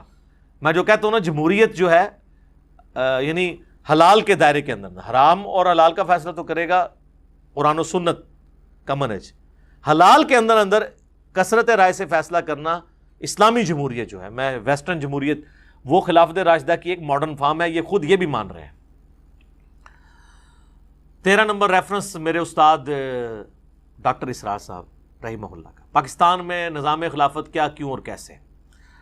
اس میں وہ لکھتے ہیں کہ حضرت علی کی خلافت کے بعد جو حکومتیں ہیں، وہ کہتے ہیں جبکہ امیر معاویہ کی پشت پر ایک قبائلی قوت تھی جس کا شام کے اندر ایک مرکز قائم ہوا، میں ان کی نیت پر کوئی حملہ نہیں کر رہا۔ ظاہر برابر بھی تو کرنا ہوتا ہے نا، لوگ لٹ لے کے مغری نہ پہ جان، معاذ اللہ، وہ صحابی رسول ہیں، لیکن ان کی خلافت اس طور سے منعقد نہیں ہوئی جیسا کہ پہلے چاروں خلفاء کی ہوئی تھی۔ یہ فرق ہے جس کی بنا پر خلافت راشدہ حضرت علی کی خلافت پر ختم ہو گئی۔ اور پھر وہ لکھتے ہیں کہ شاہ ولی اللہ دہلوی نے تو کوئی اختلاف کیا ہے، بہرحال امت کا اجماع ہے اس معاملے میں کہ یہ چاروں خلیفہ راشد ہیں، اور حضرت حسن کی خلافت بھی اسی کے اندر آتی ہے۔ اس پہ میرا یوٹیوب پہ علیحدہ سے خلافت راشدہ کے اوپر بھی، خلافت راشدہ کے 30 سال کے اوپر بھی ویڈیوز موجود ہیں، آج ٹاپک نہیں ہے۔ 14th ریفرنس جو ہے جی مولانا مودودی کا، حالانکہ یہ ڈاکٹر سار کے استاد ہیں، لیکن میں نے اس کو بعد میں رکھا ہے تاکہ میں آپ کو بتاؤں کہ جس مودودی کو انہوں نے بدنام کیا ہے، سب سے سافٹ لینگویج اس بندے کی ہے۔ وہ 5واں چیپٹر ہے نا، خلافت راشدہ سے ملوکیت کا سفر، اس کے آخری پیرے میں وہ لکھتے ہیں اس طرح خلافت راشدہ کا نظام آخری اور قطعی طور پر خاتمہ ہو گیا۔ خلافت راشدہ کے نظام کا آخری اور قطعی طور پر خاتمہ ہو گیا، خلافت کی جگہ شاہی خانوادوں نے لے لی، اور مسلمانوں کو اس کے بعد سے آج تک پھر اپنی مرضی کی خلافت نصیب نہ ہو سکی۔ حضرت معاویہ کے محامد اور مناقب اپنی جگہ پر ہیں، ان کا شرف صحابیت بھی واجب الاحترام ہے، ان کی یہ خدمت بھی ناقابل انکار ہے کہ انہوں نے پھر سے دنیا اسلام کو ایک جھنڈے تلے جمع کیا اور دنیا میں اسلام کے غلبے کا دائرہ پہلے سے زیادہ وسیع کر دیا۔ ان پر جو شخص لان اور تان کرتا ہے وہ بلا شبہ زیادتی کرتا ہے، لیکن ان کے غلط کام کو تو غلط کہنا ہی ہوگا۔ اسے صحیح کہنے کے معنی یہ ہوں گے کہ ہم اپنے صحیح اور غلط کے معیار کو خطرے میں ڈال رہے ہیں۔ کیا سافٹ لینگویج ہے، کچھ بھی نہیں کیتا۔ میرے خیال ہے ان 10 لائنوں میں سارے تعریفی جملے ہی ہیں، اور کہتے ہیں بڑی گستاخانہ کتاب لکھی ہے۔ تو یہ 14th ریفرنس، یہ تو ہمارے ائمہ اہل سنت کے ریفرنسز تھے۔ 15 نمبر پہ میں نے ایک غیر مسلم کا ریفرنس رکھا ہے۔ یہ کہتے ہیں جناب وہ یہود و نصارہ جس کی تعریف کرے نا، وہ آپ سمجھ لیں یہود و نصارہ کا ایجنٹ ہے۔ یہی بتایا جاتا ہے نا آپ کو ہر معاملے میں کہ جی وہ قادیانیوں کو پناہ دی ہوئی ہے جرمنی والوں نے، تو لہٰذا آپ سمجھ لیں کہ قادیانی اسلام دشمن ہے۔ تو سر جرمنی کے ہی ایک جو صحافی ہیں نا، ان کا میں آپ کو ورڈکٹ بتاتا ہوں حضرت معاویہ کے بارے میں۔ یہ مصر کے ایک مشہور عالم ہیں محمد رشید رضا رحمۃ اللہ علیہ، انہوں نے اپنی کتاب میں لکھا ہے تفسیر المنار کے اندر، اور اب یہ عرب اسکالر ہیں، میں اس کا ترجمہ آپ کو پڑھ کے بتا دیتا ہوں۔ وہ کہتے ہیں کہ جرمنی کے بعض اکابر پروفیسرز نے عثمانیہ حکومت کے دارالخلافہ میں بعض اہل اسلام سے کہا، اور ان میں بعض شرفائے مکہ بھی موجود تھے، کہ ہمیں چاہیے کہ ہم اپنے کیپٹل برلن، جو برلن شہر ہے، اس کے فلاں چوک میں معاویہ بن ابی سفیان کا مجسمہ قائم کریں۔ وہ کہتے ہیں کہ یہ حضرت معاویہ کے مجسمے تو غیر مسلم ملکوں میں لگے ہونے چاہیے۔ ان سے پوچھا گیا کیوں؟ انہوں نے کہا اس لیے کہ وہی تو ہیں جنہوں نے خلافت اسلامیہ کا نظام کا رخ جمہوریت سے غلبہ عصبیت کی طرف موڑ دیا، یعنی زبردستی اور تعصب کے اوپر۔ اگر وہ نہ ہوتے تو روئے زمین پر اسلام پھیل جاتا اور ہم جرمن اور یورپ کے تمام قبائل عرب مسلمان ہوتے. وہ کہتے ہیں یہ جو ہم چاند ایک بچ گئے ہیں نا، یہ بھی حضرت معاویہ کو دعائیں دو کہ انہوں نے اس وقت حکومت کا نظام ہی بدل دیا. ہمیں تو چاہیے ان کو اپنا لیڈر مان کے ان کے مجسمے لگائیں. یہ میں نے حوالہ اس لیے رکھا ہے 15 نمبر پہ کہ ہمیں تو یہی بچپن سے بتایا جاتا ہے نا کہ جس کی یہود و نصارہ تعریف کریں نا اس حوالے سے، تو وہ آپ کو پتہ چل جائے گا کہ اسلام کے خلاف کیا. تو میں ان چیزوں پہ کامنٹس نہیں کر رہا، میرا بس کام صرف تھا کہ آپ کو بتا دوں. باقی یہ 15 ریفرنسز تھے، اور آخر میں میرا اپنا ریفرنس بھی ہے جو میں بیان کر دوں. وہ 5B ریسرچ پیپر ہے، واقعہ کربلا کا حقیقی پس منظر 72 صحیح الاسناد احادیث کی روشنی میں. یہ 72 کا ٹائٹل تو شہدائے کربلا کی نسبت سے احادیث 200 سے زیادہ ہیں، اکثر بخاری اور مسلم سے ہیں. یہ عربی میں بھی ہے، اردو میں بھی ہے، ہندی میں بھی ہے، انگلش میں بھی ہے. ہماری ویب سائٹ ahlsunnatpak.com سے ریسرچ پیپرز والے پورشن میں جا کے 5B ریسرچ پیپر مفت ڈاؤن لوڈ کریں. اس میں اکثر احادیث بخاری مسلم سے ہیں. ادر دین بخاری مسلم کے اوپر میں نے دور حاضر کے جو بڑے محققین ہیں اسماء و رجال کی فیلڈ کے، شیخ البانی ہوں، شیخ زبیر لیزئی ہوں، شیخ شعیب آرناؤت ہوں رحمہم اللہ اجمعین، اور باقی جو ہیں محدثین، ان کے باقاعدہ تحکیم لگائی ہے. اس میں کوئی ایک حدیث بھی ایسی نہیں ہے جسے کسی نہ کسی محدث نے صحیح نہ کہا ہو. کسی نے ضرور اس کو صحیح کہا ہوگا. سب کی سب میں نے ایک جگہ الحمدللہ جمع کی ہیں، اور اس میں مینلی میں نے 6 ٹاپک کور کیے ہیں. وہ میں آپ کو صرف ان کے عنوان بتا دیتا ہوں. پہلا ٹاپک ہے منہج نبوی پر قائم خلافت راشدہ کی صحیح مدت کتنی تھی اور خلافت راشدہ کے اہل حقیقی خلفۂ راشدین کون ہیں. اس کے بعد دوسرا اس کا ٹاپک جو ہے وہ ہے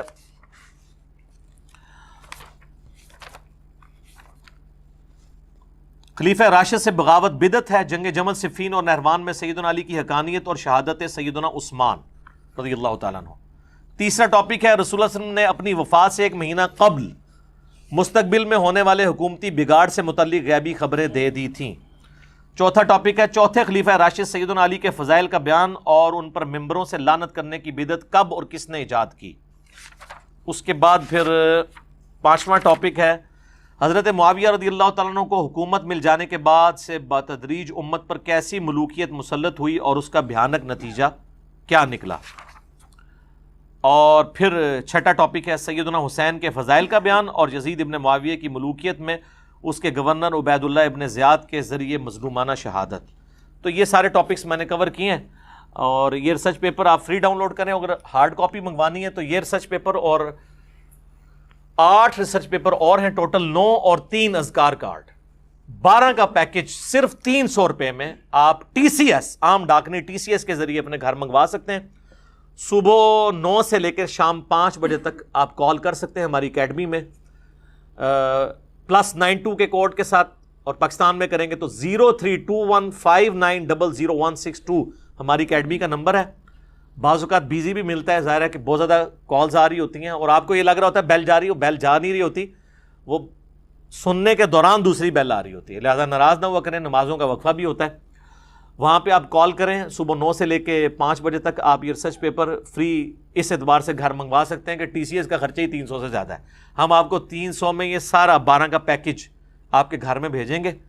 اور جو ہماری اکیڈمی میں آتے ہیں، جب اکیڈمی انشاءاللہ کھلے گی تو یہاں تو ایک سیٹ تمام ریسرچ پیپرز کا آپ کو فری سب کو ملتا ہے. تو یہ میری معروضات تھیں کچھ اس حوالے سے جو میں نے آپ کے سامنے رکھیں. اللہ سے دعا ہے جو حق بات میں نے کی اللہ تعالیٰ ہمارے دلوں میں راسخ فرمائے، اور اگر جذبات میں میرے منہ سے کوئی غلط بات نکل گئی تو اللہ تعالیٰ ہمارے دلوں سے ہی معاف کر دے. سبحانک اللہم و بحمدک اشہد ان لا الہ الا انت استغفرک و اتوب الیک وما علینا الا البلاغ المبین. جزاکم اللہ خیرا. حال دل کس کو سنائیں، آپ کے ہوتے ہوئے کیوں کسی کے در پہ جائیں، آپ کے ہوتے ہوئے میرا تو سب کچھ ہے آقا، آپ ہیں